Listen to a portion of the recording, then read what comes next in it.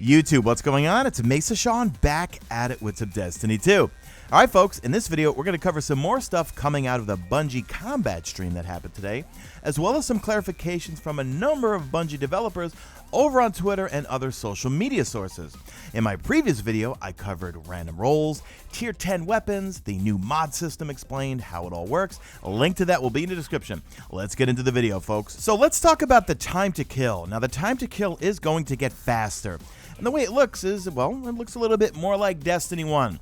Everything is kind of being brought up.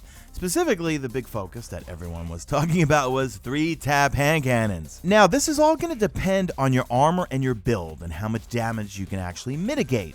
So Lab, Lucky, and Buttwipe, the Twitch streamers, put together a really nice tweet looking at the footage and comparing the different rounds per minute hand cannons and how much it'll take to kill someone. So these estimates are based on what we saw on stream, and also you got to take armor into consideration.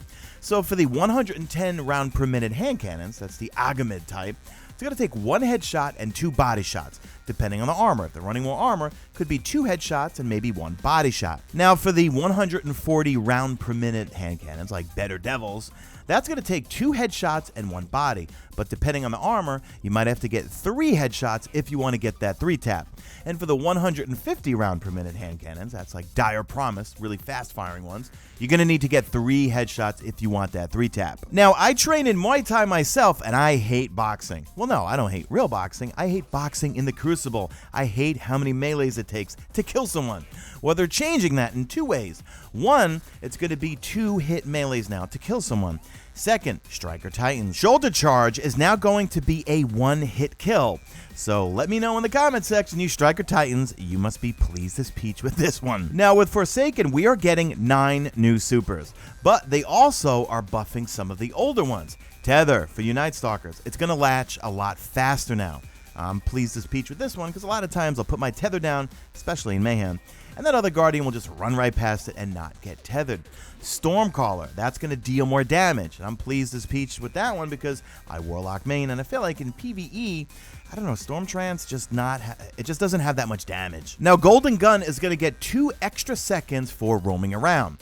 Throwing Knives for the Hunter. The damage is increased because they want to match the buffed melee damage, so if you run dual knives, you'll get an insta-kill. Now they didn't give us too much information about armor mods, but they did touch on it. When Destiny 2 Forsaken hits, armor will drop with 2 randomly rolled perks. One will benefit you like increased grenade throw distance, and the other one is going to be like increased scout rifle ammo or one particular weapon type. However, they did mention that armor is hugely stackable.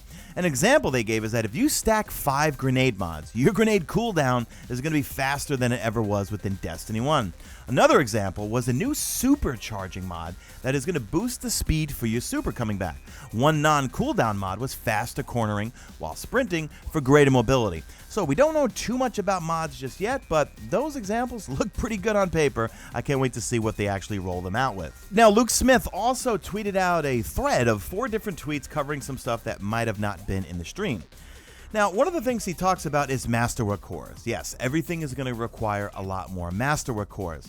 The only thing is we don't know right now, and I saw in the comment section of my last video, is there going to be multiple ways to get them?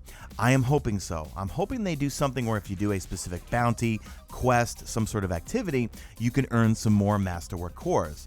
Same thing as, I hope maybe Xur can sell them. I know Xur needs a buff, and when I mean buff, he needs to sell more things. So some more bullet points from Luke Smith. First off, hand cannons, when you masterwork them, they will give you range.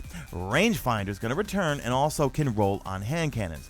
If you want to see how the Masterwork system works, and that's redundant, Masterwork system works, and you turn it into a tier 10 weapon, watch my previous video. He also bullet points that there will be 3 shotguns of Acreus power, I'm assuming he means that type of range and damage, 3 grenade launchers in play, and he said breach grenade launchers are going to be kinetic or /energy, so which means you will have to look for that type of ammo, either the white primary ammo or the green special ammo. He also clarified that the bow is a 2-tap, 1 crit and 1 to the body. He also clarified that the rift that Warlocks get, the healing rift, is going to increase for that time to kill, faster time to kill that is. Also, the Empowering Rift for Warlocks. The damage is increased and now increases your precision damage. The rest of the bullet points I already covered in either this video or my previous video covering mods and the changes to weapon slots and, of course, random rolls. Right after the stream, I tweeted to Josh, Greg, and Claude over at Bungie. I said, "Great stream, quick question. Are there more weapon mods than what was shown on the stream?" Greg responded with maybe exclamation with a smiley face. I'm going to go ahead and read into that and say, yes, what we saw on stream today was not all of the mods. And I'm praying that stuff like Luck in the Chamber or some of our favorite perks that we got from Destiny 1, well, I hope they come back. Now, Claude from Bungie also wanted to clarify about the Ward of Dawn for the Sentinel Titan. That is getting a buff. Ward of Dawn will be significantly harder for enemies to destroy. It also says allies inside the Ward of Dawn will have a stronger overshield as well as buffed melee damage. So good news for you Sentinel Titans, and that might come in useful in PvE situations and maybe even in the raid. Now, in the previous video I uploaded, I talked about how the mod system works, but let's go through the perks that they actually showed on screen. They showed Backup Mag, which increases your magazine. Freehand Grip increases accuracy and ready speed while firing from the hip. Icarus Grip, improved accuracy while airborne. Targeting Adjuster, it's going to give it more target acquisition, so more aim assist. Radar Tuner, radar immediately returns when you stop aiming down sights. Minor Spec is going to deal extra damage against rank and file enemies. Then they have Major Spec, deals extra damage against powerful enemies.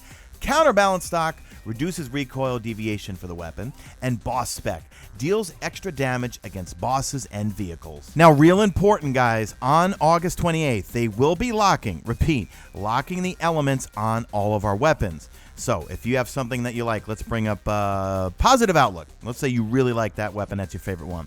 Try to get 3 of them before August 28th. Make 1 Solar, make 1 Void, and make 1 Arc, because come August 28th, they will lock with that burn. I know for me, you guys know me, I love my Mananan.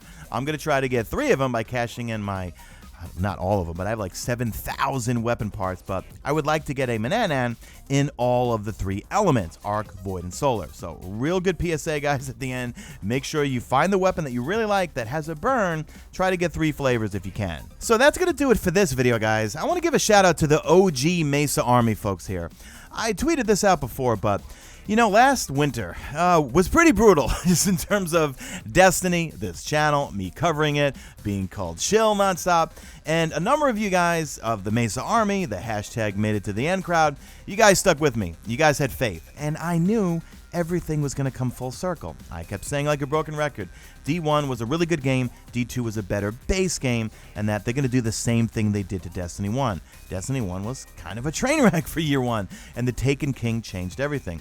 Well, everything we've seen from Game Informer, the new combat reveal stream, everything we've seen so far, guys, this is the Taken King on steroids. So I'm pumped, and I want to thank you guys, the OGs that stuck with me through the bad times, but then also all the new folks that have come on board since Warmind. So that's it for me, guys.